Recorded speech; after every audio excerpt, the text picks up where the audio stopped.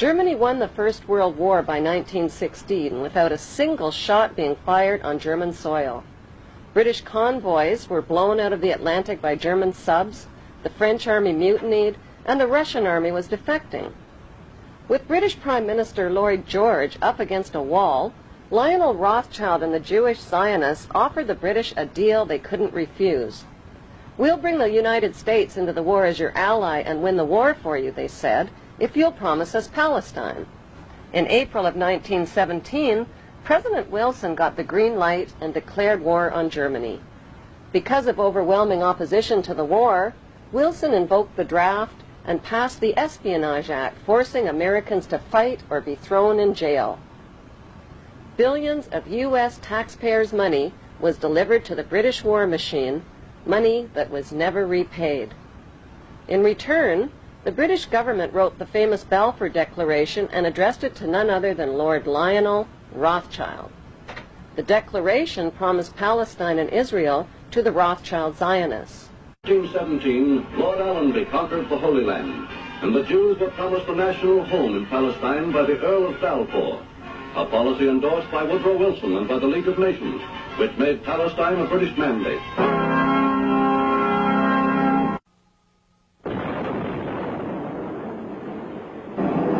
With the fall of Nazi Germany, the Rothschilds wasted no time waving their Balfour Declaration at the British government and reminding them of their written promise to give them Palestine.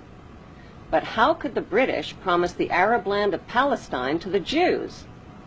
In 1917, the British parachuted free opium and hashish to the Turkish troops and stole Palestine from them. One ingenious stratagem was to parachute hashish and opium to the Turkish troops to try to keep their mind off the fighting. Allenby's strategy worked brilliantly. During World War II, the British needed Arab oil and signed an agreement with the Arabs which forbid Jewish immigration into Palestine. Then at the end of the war, the British broke their agreement with the Arabs and allowed the Rothschild Jewish Zionists to smuggle hundreds of thousands of Jews from around the world into Palestine. To win public support, the Rothschilds, who owned Reuters and the Associated Press, bombarded their media empire with images of homeless Jewish Holocaust refugees crowded together in ships off the coast of Palestine. On October 24, 1945, the bankster pirates gave birth to their most powerful weapon of global control, the United Nations. According to plan, the British pulled out of Palestine and gave the land to the Jewish Zionists. These Zionist extremists call themselves God's chosen race of people and believe they have a God-given right to the land of the Palestinians. It is important to know that the land now called Israel was originally called Canaan in ancient times. Canaan was populated by the Canaanite people, who were the ancestors of today's Palestinians imprisoned in refugee camps in Israel. About 3,500 years ago, the Semitic Hyksos kings ruled Egypt for 100 years, but were expelled from Egypt into Canaan. The Egyptians called these Hyksos people the Habarus, which means Hebrews. These expelled Hebrews invaded and conquered the land of Canaan and changed the name of the land from Canaan to Israel.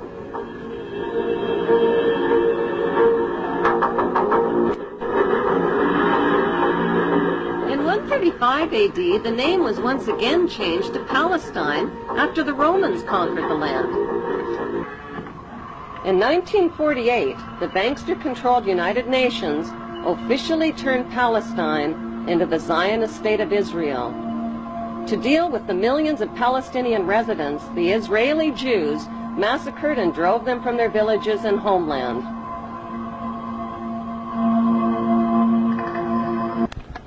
The Jews herded the Palestinians into two separated regions called the West Bank and the Gaza Strip. The Rothschilds soon began financing Jewish Holocaust refugees to build illegal Jewish settlements on Palestinian land. These illegal Jewish settlements set the stage for Israel's Prime Minister Ariel Sharon's reign of terror against Palestinians who dared to defend what was left of their stolen homeland.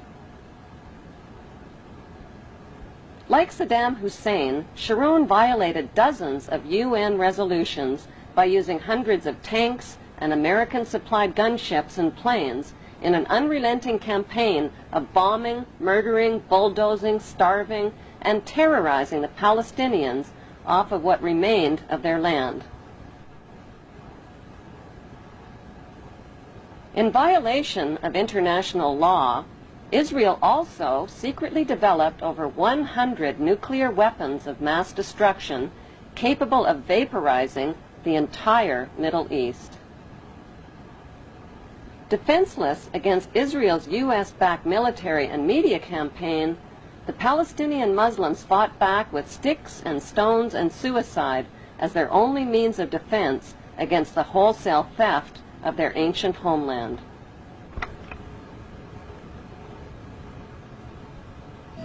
The story of the Bible was written by Hebrew Jews who tell us that the Hebrew Jews are God's chosen race of people.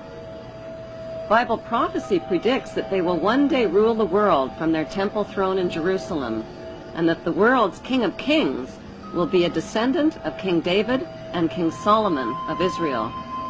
That is what Bible believers all over the world believe will come to pass.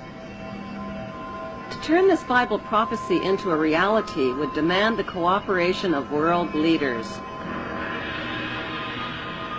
It would also mean building a third temple in Jerusalem over the ancient ruins of King Solomon's temple. But there is one giant-sized problem. A sacred Muslim shrine called Dome of the Rock was already built on top of the ruins of Solomon's temple in the 7th century. It still stands majestically today in the heart of Jerusalem, and it would have to be destroyed.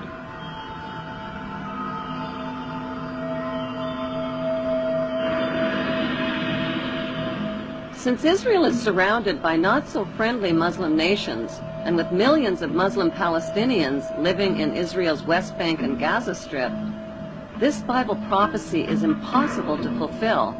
Or is it? Like a screenplay for a movie, the Bible story was written by Hebrew Jews. But who is the director and the producer?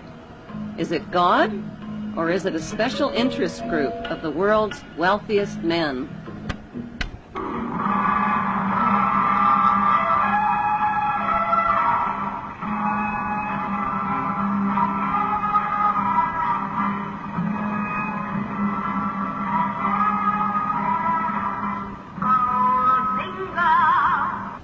The Rothschilds, whose front companies had helped finance Hitler and the Jewish slave labor camps, had turned Jewish Holocaust victims into victimizers. Imprisoned inside barbed wire refugee camps, the Palestinians began to resemble the victims of Nazi concentration camps. According to author Simon Schama, the Rothschilds own 80% of the land of Israel. Even the flag of Israel flies the hexagram symbol from the Rothschild family's red shield. The hexagram has 6 points, 6 triangles, and 6 sides on the central hexagram. The numbers 666 are associated with the biblical prophecies that predict an apocalyptic Third World War. The Rothschilds bought Reuters in the 1800s. Reuters then bought the Associated Press, which selects and delivers the same news stories to the entire world, day after day. They have controlling interest in 3 major television networks and easily avoid media attention since they own it. Until recently, they owned and operated England's Royal Mint and continue to be the gold agent for the Bank of England, which they also direct. They control the LBMA, London Bullion Market Association, where 30 to 42 million ounces of gold worth over $11 billion are traded daily. The Rothschilds earn millions weekly just on transaction fees alone. They also fix the world price of gold on a daily basis and profit from its ups and downs. Over the centuries, the Rothschilds have amassed trillions of dollars worth of gold bullion in their subterranean vaults and have cornered the world's gold supply. They own controlling interest in the world's largest oil company, Royal Dutch Shell. They operate phony charities and offshore banking services where the wealth of the black nobility and the Vatican is hidden in secret accounts at Rothschild Swiss banks, trusts, and holding companies. Although Evelyn Rothschild looks like a harmless gray-haired old man, make no mistake about it, Rothschild and his ancestors have handpicked presidents, crashed stock markets, bankrupted nations, orchestrated wars, and sponsored the mass murder and impoverishment of millions. The wealth hoarded by this one family alone could feed, clothe, and shelter every human being on earth.